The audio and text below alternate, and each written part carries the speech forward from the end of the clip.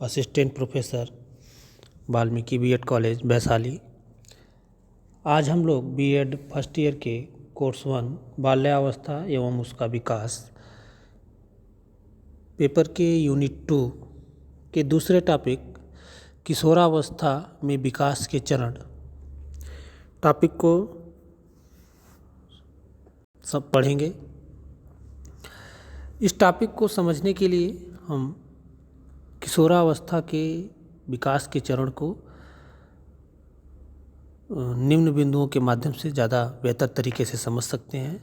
जैसे किशोरावस्था में शारीरिक विकास, किशोरावस्था में मानसिक विकास, किशोरावस्था में सामाजिक विकास तथा किशोरावस्था में संवेदी विकास।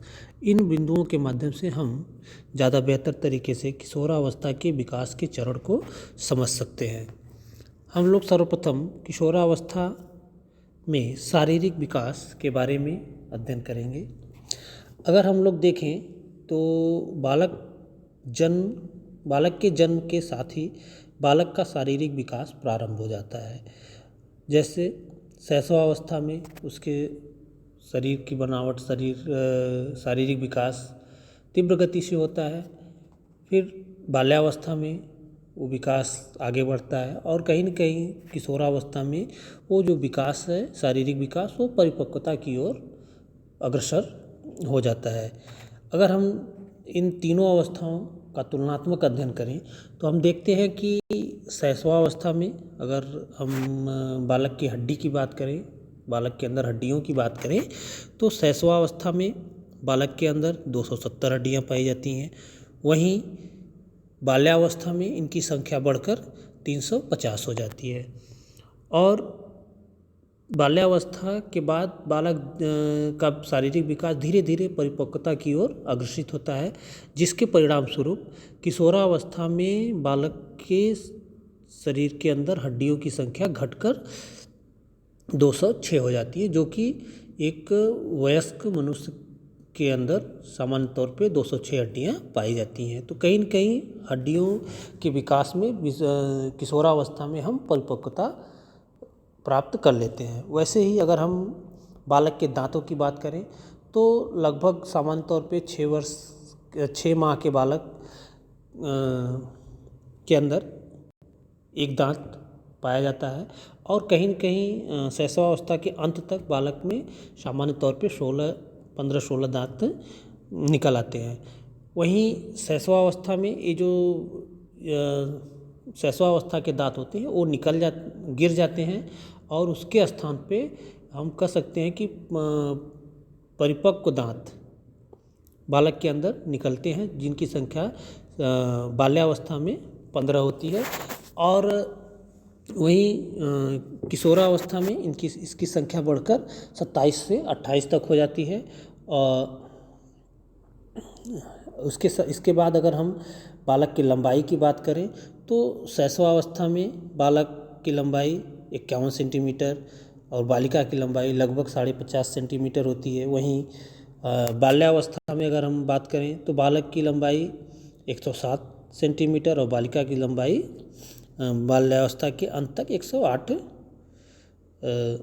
सेंटीमीटर रहती है। वहीं अगर हम किशोरावस्था की बात करें तो किशोरावस्था के प्रारंभ में या किशोरावस्था में बालक के अंदर बालक की लंबाई जो है वो लगभग 140 और बालिका की लंबाई लगभग 138 से 39 सेंटीमीटर के आसपास रहती है।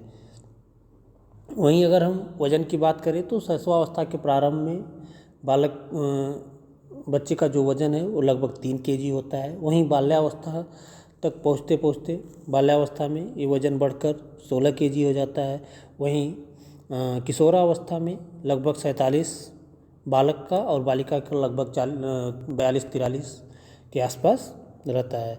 वहीं अगर हम बालक के हृदय की धड़कन की बात करें तो हम देखते हैं कि बालक का जो धड़कन है शैशवावस्था में लगभग 140 बार पर 1 मिनट में होता है। वहीं बाल्यावस्था में 85 से 100 और वहीं किशोरावस्था में जब बालक का शारीरिक विकास परिपक्व हो जाता है तो इनकी संख्या घटकर 72 हो जाती है, जो कि एक सामान्य मनुष्य के हृदय की धड़कन होती है। ऐसे ही बालक के अंदर बहुत सारे शारीरिक विकास होते हैं जो कि शैशवावस्था से प्रारंभ होकर बाल्यावस्था के बाद किशोरावस्था तक जाते जाते वो परिपक्वता की ओर अग्रसित होते हैं। तो कहीं न कहीं बालक का जो शारीरिक विकास है वो शैशवावस्था से प्रारंभ होकर बाल्यावस्था से होते हुए किशोरावस्था में जाके परिपक्वता को प्राप्त कर जाता है। ऐसे ही हम अगर किशोरावस्था में मानसिक विकास की बात करें तो मानसिक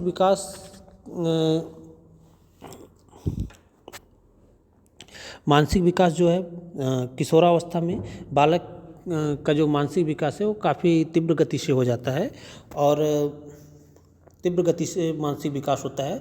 उसमें कहीं न कहीं जैसे शैशवावस्था में बालक का मानसिक विकास तीव्र गति से होता है, लेकिन कहीं न कहीं वो पूर्ण रूप से विकसित नहीं हो पाता है और बाल्यावस्था में उसका मानसिक विकास जो है वो शैशवावस्था से ज़्यादा रहता है, लेकिन तब भी वो किसी वस्तु का प्रत्यक्षीकरण तो करता है, लेकिन वो उसके संबंधित तार्किक रूप से प्रश्न नहीं, मतलब तार्किक रूप से समझ नहीं विकसित हो पाती है, क्योंकि वो उसका मानसिक विकास जो है वो पूर्ण रूप से विकसित नहीं हो पाता है। लेकिन किशोरावस्था तक पहुँचते पहुँचते उसका जो मानसिक विकास है कहीं न कहीं वो अपनी परिपक्वता की ओर बढ़ जाता है। तो इसके परिणाम स्वरूप बालक के अंदर प्रत्यक्षीकरण और संवेदना की शक्ति का विकास होता है। प्रत्यक्षीकरण से हमारा तात्पर्य है कि बालक ज्ञानेंद्रियों के द्वारा किसी वस्तु को देखकर उसके अंतर को समझे, यानी कि उसका प्रत्यक्षीकरण करके, उसको देख के, उसका तुलनात्मक अध्ययन करके उसके बारे में जो अंतर हो उस अंतर को समझे। तो सामान्य तौर पे हम इसी चीज़ को प्रत्यक्षीकरण कहते हैं। इस अवस्था में बच्चे में प्रत्यक्षीकरण का विकास पूर्ण रूप से हो जाता है और वह स्वयं ही किसी कार्य को करने, समझने तथा उससे संबंधित निष्कर्ष निकालने की क्षमता बालक के अंदर किशोरावस्था में विकसित हो जाती है। इस प्रत्यक्षीकरण के साथ साथ बालक के अंदर तर्क एवं कल्पना की शक्ति का भी विकास हो जाता है। हम देखते हैं, जैसे अभी हम लोग शुरू में ही पढ़े कि बाल्यावस्था में बालक का मानसिक विकास तो होता है, लेकिन वो तर्क और कल्पना, तार्किक चिंतन उसमें विकसित नहीं हो पाता है। लेकिन जब उसका मानसिक विकास कहीं न कहीं परिपक्वता की ओर बढ़ता है तो उसके अंदर तर्क और कल्पना की शक्ति का विकास होता है, जो कि किशोरावस्था में बालक के मानसिक विकास के परिणाम स्वरूप बालक के अंदर विकसित होता है। वो किसी भी वस्तु के बारे में, किसी भी समस्या के बारे में, या हम कह सकते हैं किसी भी तरह की मानसिक चिंतन में तर्क और कल्पना के माध्यम से उसके बारे में तार्किक चिंतन करके अपना उसके निष्कर्ष को समझने का प्रयास कर सकता है। ऐसे ही अगर हम देखें तो निर्णय लेने की क्षमता की बात करें तो इस अवस्था में बालक का मानसिक विकास इस स्थिति तक हो जाता है कि बालक किसी भी वस्तु को ज़्यादा बेहतर तरीके से समझकर उससे संबंधित जो भी सही निर्णय हो उस निर्णय को अच्छे तरीके से ले सके। तो हम देखते हैं कि मानसिक विकास के परिणाम स्वरूप बालक के अंदर प्रत्यक्षीकरण की क्षमता का विकास होता है, तर्क एवं कल्पना की शक्ति का विकास होता है और कहीं न कहीं उसके अंदर सही निर्णय या किसी भी वस्तु से संबंधित निर्णय लेने की क्षमता का विकास अब ज़्यादा बेहतर तरीके से, अन्य अवस्थाओं की अपेक्षा ज़्यादा बेहतर तरीके से उसमें विकसित हो जाता है। इस मानसिक विकास के बाद हम लोग बालक किशोरावस्था में बालक के सामाजिक विकास की बात करेंगे।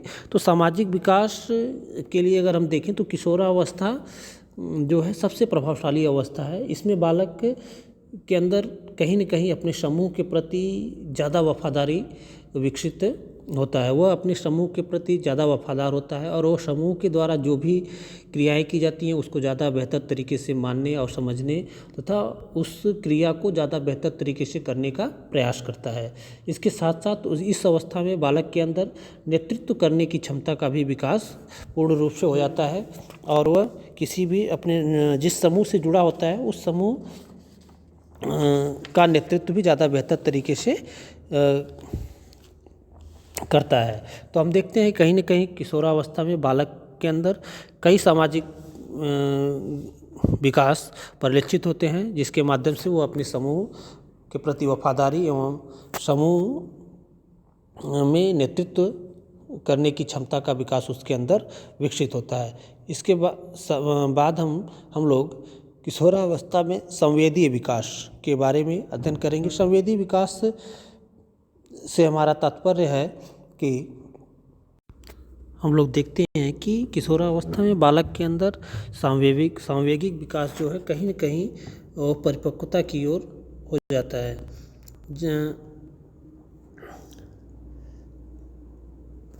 जैसे अगर हम देखें तो इस अवस्था में बालक के अंदर क्रोध, भय, प्यार, स्नेह आदि संवेगों का जो विकास है वो कहीं न कहीं वो पूर्ण रूप से परिपक्व अवस्था में परिलक्षित होता है। वह सही चीज़ों के साथ प्रेम तथा गलत चीज़ों पर क्रोध और अपने बड़ों के साथ प्यार का व्यवहार एवं स्नेह आदि जो संवेग हैं उन सभी संवेगों को प्रदर्शित करके वह उनका सही तरीके से प्रयोग अपने जीवन में करता है। इस प्रकार आज हम लोग किशोरावस्था के विकास के चरण में किशोरावस्था में शारीरिक विकास, किशोरावस्था में मानसिक विकास के अंतर्गत हम लोग प्रत्यक्षीकरण एवं संवेदना का विकास, तर्क एवं कल्पना का विकास, निर्णय लेने की क्षमता का विकास आदि बिंदुओं को देखे। और साथ ही साथ किशोरावस्था में सामाजिक विकास की बात हम लोग किए।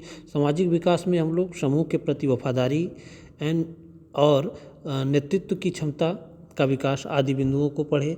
और साथ ही साथ हम लोग किशोरावस्था में बालक के संवेदीय विकास के बारे में अध्ययन किए। तो आज के टॉपिक में हम लोग इतना ही किशोरावस्था से संबंधित अध्ययन करेंगे। धन्यवाद।